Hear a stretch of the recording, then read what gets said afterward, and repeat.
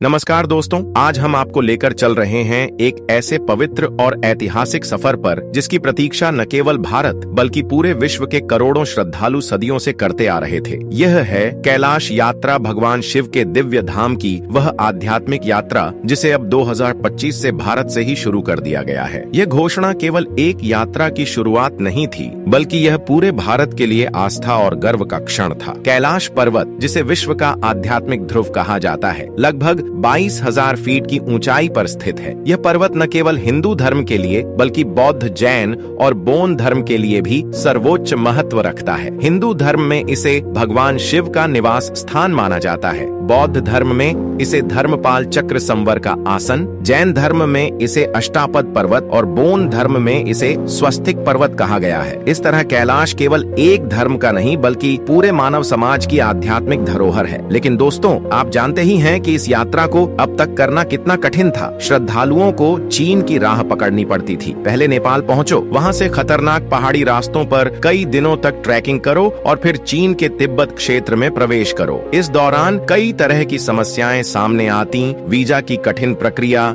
सीमित कोटा, ऊंचाई की बीमारी, ऑक्सीजन की कमी और कई बार राजनीतिक कारणों से यात्रा पर रोक भी लग जाती। हर साल हजारों लोग आवेदन करते, लेकिन मुश्किल से कुछ 100 को ही यह सौभाग्य मिल पाता था। इसीलिए भारत से सीधे कैलाश यात्रा की शुरुआत का सपना हर श्रद्धालु ने अपने दिल में संजो रखा था। लोग सोचते थे, क्या कभी ऐसा दिन आएगा जब हम बिना विदेशी नियमों के, बिना किसी दूसरे देश की जटिलता के सीधे अपनी भूमि से कैलाश यात्रा कर सकेंगे? और 2025 वह साल बना जब यह सपना सच हो गया। भारत सरकार ने एक ऐतिहासिक कदम उठाया। उत्तराखंड, हिमाचल और लद्दाख से होते हुए कैलाश यात्रा के नए मार्ग खोले गए। आधुनिक सड़कें बनाई गईं, कई जगह रोपवे प्रोजेक्ट शुरू किए गए, स्वास्थ्य और सुरक्षा सुविधाएं बढ़ाई गईं। इस घोषणा के बाद पूरे देश में खुशी की लहर दौड़ गई। मंदिरों में घंटियां बजीं, श्रद्धालुओं ने नारियल और धूप जलाकर भगवान शिव को धन्यवाद दिया। आइए जानते हैं कैलाश पर्वत के कठिन प्रोजेक्ट को, लेकिन उससे पहले वीडियो को एक लाइक करके चैनल को सब्सक्राइब कर दीजिएगा, क्योंकि आपके एक लाइक से हमें बड़ी मोटिवेट मिलती है। अब जरा सोचिए, जब कोई श्रद्धालु 2025 की इस नई यात्रा में निकलता है तो उसके मन में कैसी भावनाएं होती होंगी। अपने ही देश की धरती से भगवान शिव के धाम की ओर कदम बढ़ाते हुए हर भक्त के दिल से केवल यही आवाज निकलती है, हर हर महादेव। रास्ते में हिमालय की बर्फ से ढकी चोटियां, गंगा और यमुना जैसी पवित्र नदियों का प्रवाह और शांत वातावरण श्रद्धालु को यह एहसास कराते हैं कि वह सच में देवभूमि से गुजर रहा है। यह यात्रा अब केवल कुछ चुनिंदा लोगों तक सीमित नहीं रही। आधुनिक सुविधाओं की वजह से अब महिलाएं, बुजुर्ग और युवा भी आसानी से इसमें शामिल हो पा रहे हैं। मेडिकल टीमें, oxygen support, digital tracking system और सुरक्षा बल इस यात्रा को सुरक्षित बनाते हैं। हर पड़ाव पर श्रद्धालुओं का स्वागत स्थानीय लोग करते हैं, जिससे यह यात्रा और भी आत्मीय बन जाती है।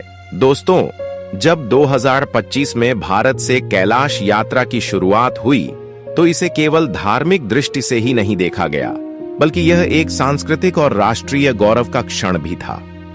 प्रधानमंत्री ने अपने संबोधन में कहा, आज से भारत के भक्तों को भगवान शिव के धाम तक पहुंचने के लिए किसी और देश की अनुमति की जरूरत नहीं होगी।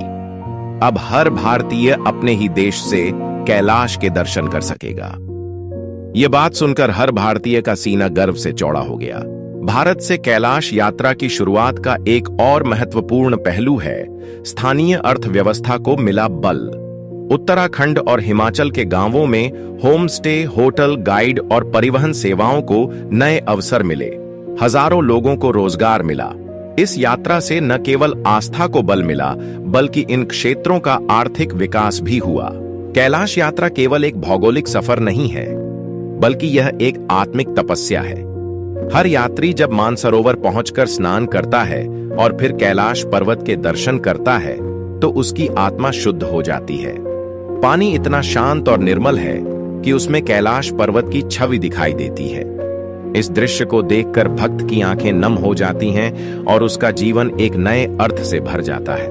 दोस्तों, कैलाश यात्रा केवल आज की या 2025 की कहानी नहीं है। यह सदियों पुरानी परंपरा है। हमारे शास्त्रों, पुराणों और धर्म ग्रंथों में बार बार कैलाश पर्वत का उल्लेख मिलता है। कहा जाता है कि जब जब देवताओं और असुरों में संघर्ष हुआ, जब जब ऋषियों ने तपस्या की और जब जब किसी भक्त ने भगवान शिव का आह्वान किया, तो कैलाश पर्वत उसका केंद्र रहा। स्कंद पुराण और शिव पुराण में वर्णन आता है कि कैलाश केवल एक पर्वत नहीं, बल्कि वह स्थान है जहां से पूरा ब्रह्मांड संचालित होता है। भगवान शिव ने पार्वती जी के साथ कैलाश को अपना निवास बनाया। यहीं से उन्होंने योग, ध्यान और समाधि की शिक्षा दी। हमारे आर्षि मुनियों ने सदियों तक कैलाश की ओर ध्यान लगाकर अपनी साधना पूरी की।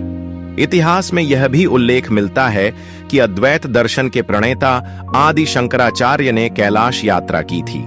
उन्होंने यहां आकर शिव की उपासना की और मानव जीवन के रहस्यों को समझा।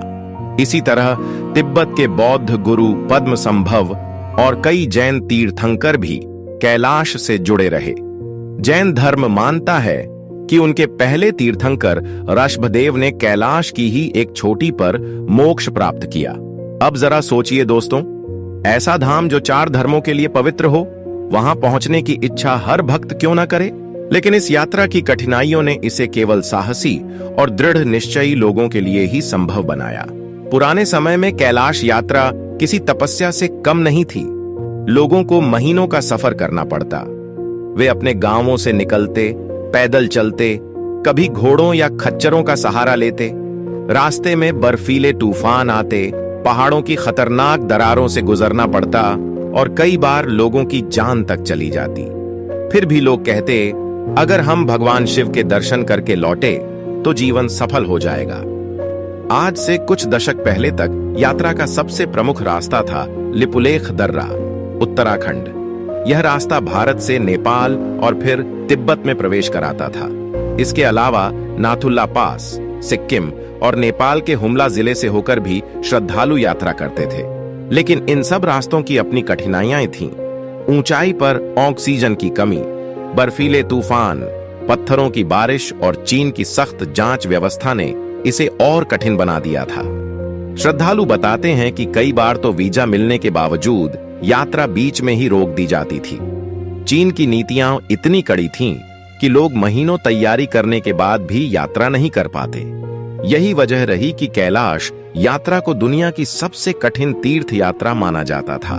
दोस्तों, मैंने एक श्रद्धालु की कहानी पढ़ी थी जिनका नाम था रामेश्वर प्रसाद। वे उत्तर प्रदेश से थे और 1995 में कैलाश यात्रा पर निकले। उन्होंने लिखा, जब मैं नेपाल से होते हुए तिब्बत पहुंचा तो रास्ते में मुझे ऐसा लगा कि मैं किसी और ही लोक में प्रवेश कर रहा हूं।